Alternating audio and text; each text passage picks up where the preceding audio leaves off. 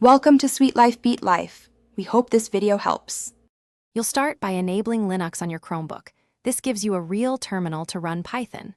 Once you enable Linux, allocate at least 5 GB of storage and 2 GB RAM if you can. This prevents later disk or memory issues. Open the terminal and run sudo apt update, then sudo apt upgrade y to bring packages current. Make sure you have a stable internet connection because you'll download Python and tools next. Don't skip updates. They avoid version conflicts. Now you install Python and set up an isolated environment so packages don't clash. Run sudo apt install python 3 venv python 3 pip y to get core tools.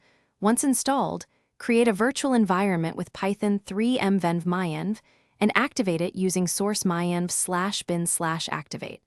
Once activated, use pip install to add packages like pylint or requests. For editing, install Codos or use Visual Studio Code. Finish by running a quick script to confirm everything works. Use Python hello.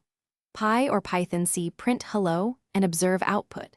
If you see module errors, first ensure your virtual environment is activated, source myenv/bin/activate, and that pip installed into that venv. If path issues persist, run which Python and which pip to verify locations. Finally, restart the terminal, reinstall problematic packages, and if nothing fixes it, reset the Linux container. This clears configurations, but preserves your learning progress.